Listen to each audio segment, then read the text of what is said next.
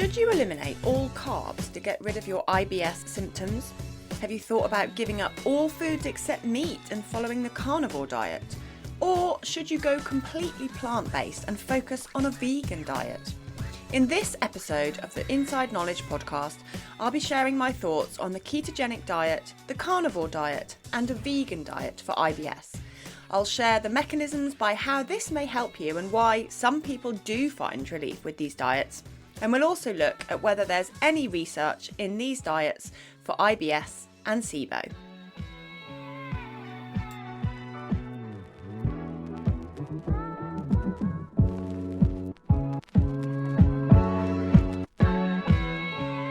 Hello and welcome to episode 66 of the Inside Knowledge podcast for people with IBS. I'm Anna Mapson. This week I've picked these 3 diets that I often see promoted in Facebook groups or online forums where people are desperately seeking help for their digestive issues.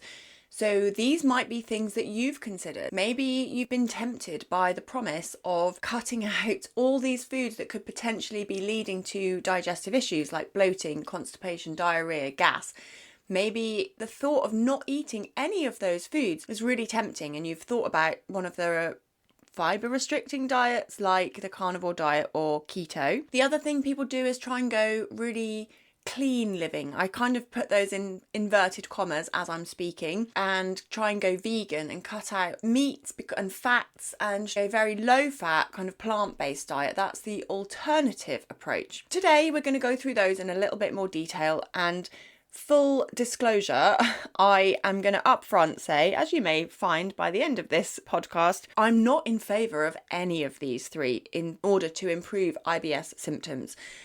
What you will find is that some people individually may have a small improvement, and I can explain to you why that might be. However, when we look at the evidence and when we actually understand the biological mechanisms by how these diets are working in the long term, you will see that there are additional risks.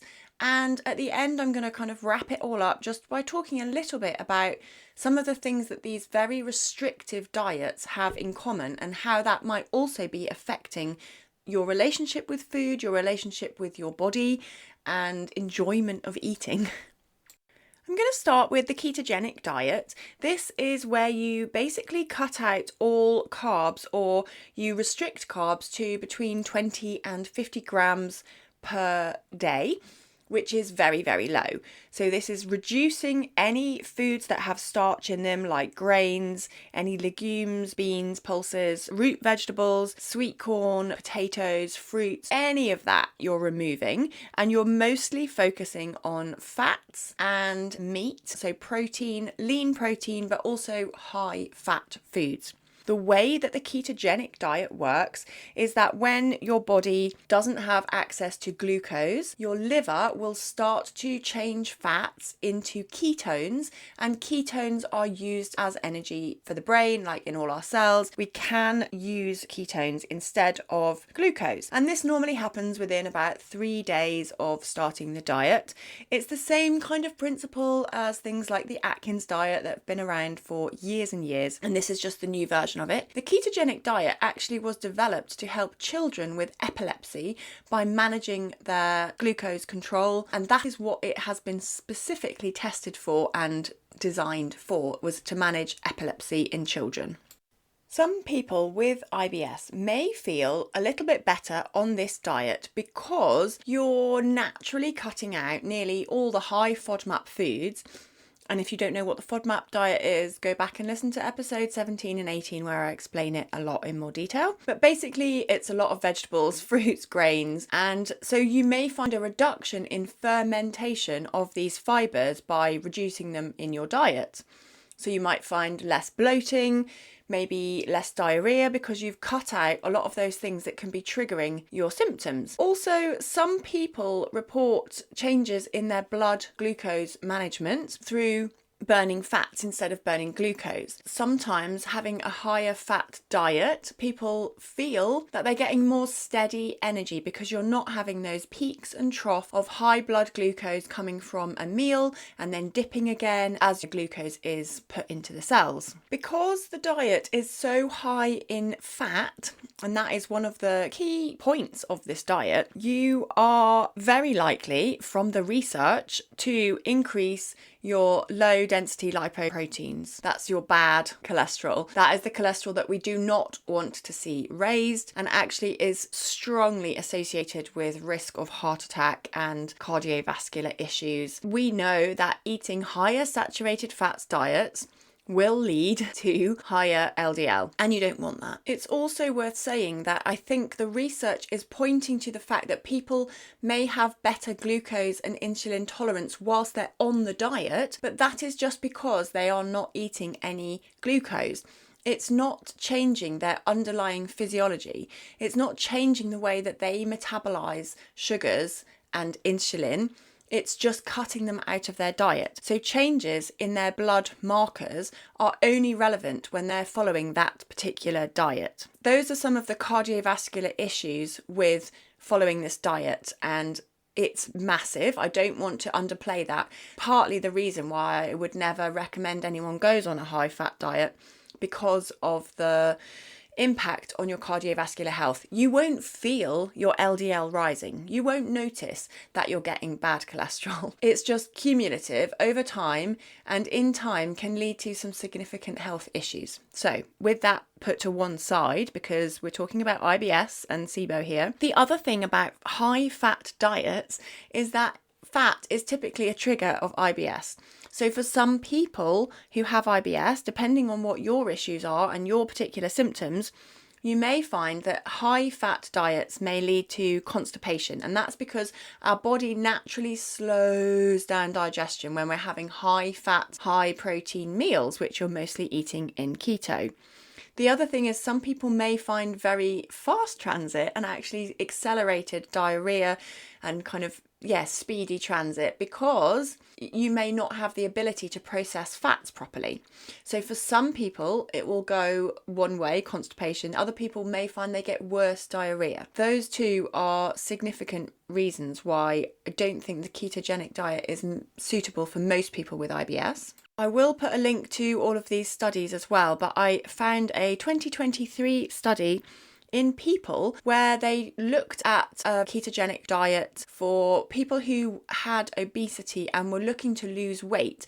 But the key thing they were measuring in this dietary intervention was the intestinal barrier function. Something you might hear me talk about in this session quite a bit is the impact on our gut microbes.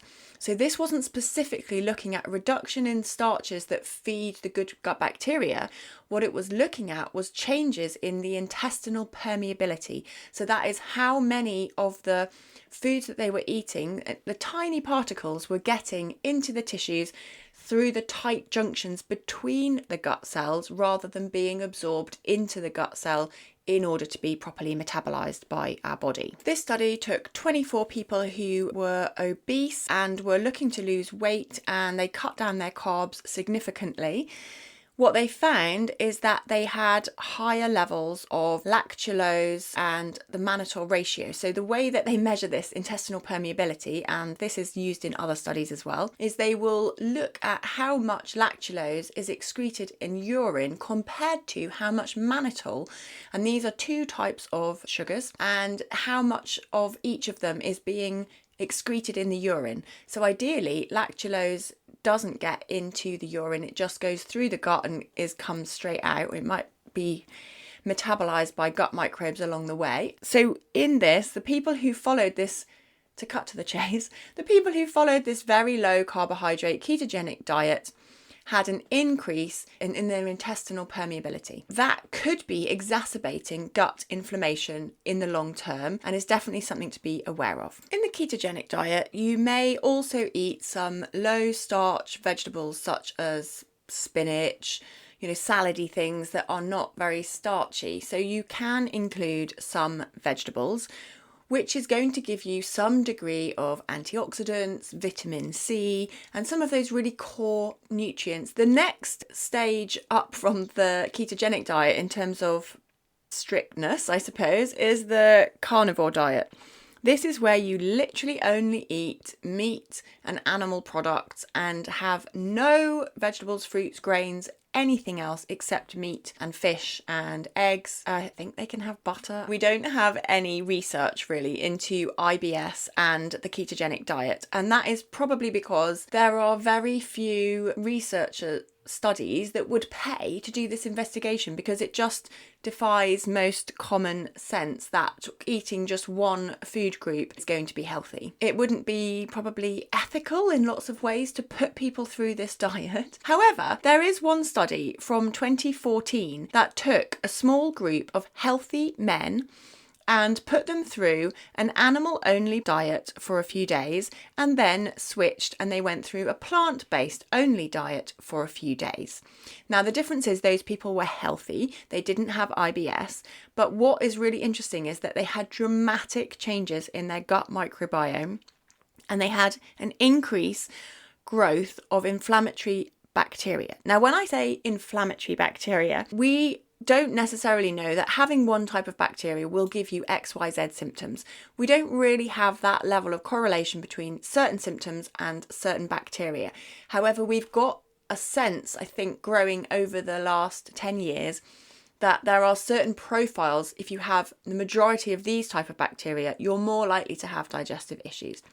There was one particular bacteria that is strongly associated with the development of inflammatory bowel disease. And in 5 days on a carnivore-ish like diet, the men in the study had dramatic increases in Biofila Wadsworthia.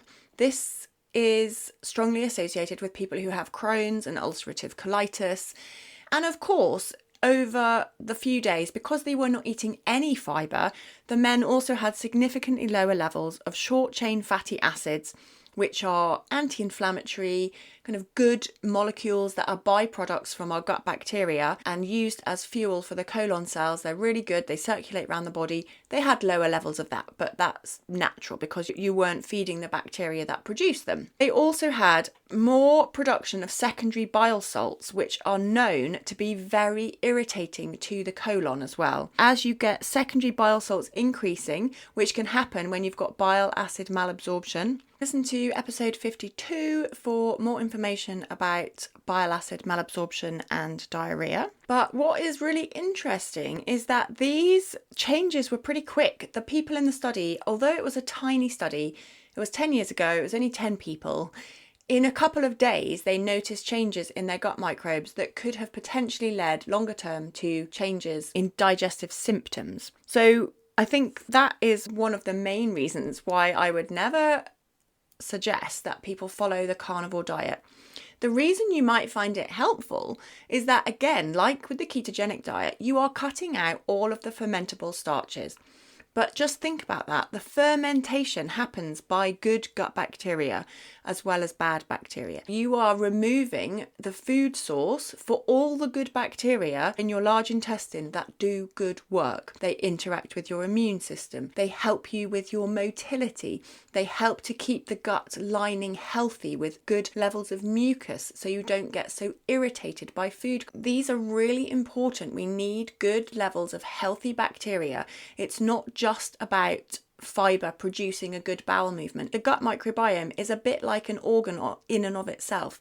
They're actually really critical to look after and think about the health of them, and they're an ecosystem that relies ideally on a good, diverse diet. The third diet I want to cover is the vegan diet, and in a way it's a bit more tricky because just being vegan doesn't necessarily mean you are eating a good level of plants and a good high fibre diet. As you might have remembered from my previous case study, episode 58, when I talked about a vegan with a slow transit constipation, she was actually eating a vegan diet but was not really eating a healthy diet. There was a lot of fast food and takeaway things in there. It's actually quite a low fibre diet. We shouldn't automatically assume that people who are eating vegan are necessarily eating a higher fibre diet. However, it is mostly correlated with that, just because they're eating a lot more plants and tend to eat more grains as well, which are higher in fibre. What you might find on a vegan diet is, because of this higher level of fibre, they're actually having more bowel movements, so a quicker speed of transit time, and that can also then impact on gas levels because of the fermentation of the fibre by gut bacteria.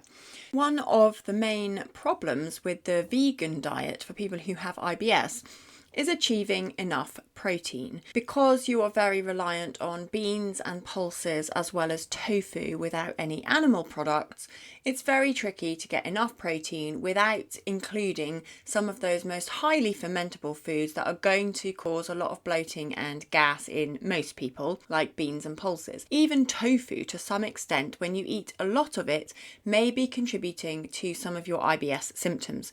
So this is why following the vegan diet is very tricky when you have IBS. Now, I know for some people it is an ethical choice, it's about environmental reasons or animal cruelty, all of those things.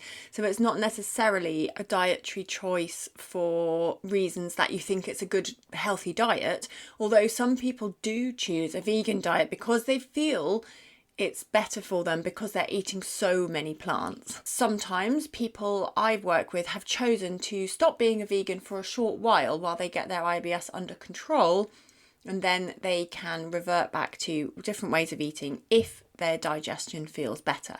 There really isn't much evidence about using a vegan diet in IBS and whether it is good. I've seen some recent studies, in fact there was one out just this year, showing that going vegan or just eating more plant-based diet for a set amount of time did not make any negative bowel changes. There's also been a few studies in the short term showing that there is a small increase in bowel frequency for some people on a purely plant-based diet, but we really don't have a good evidence base. What I would base my presumptions about it not being a great diet is people I've worked with and just the way that I know high fibre diets or plant-based diets can work, because you don't have the balance of having more animal proteins in there. So where does this leave us all? We've been through 3 different diets. We've got the carnivore and keto diet on one side, really focusing on protein, animal fats, and no fibre.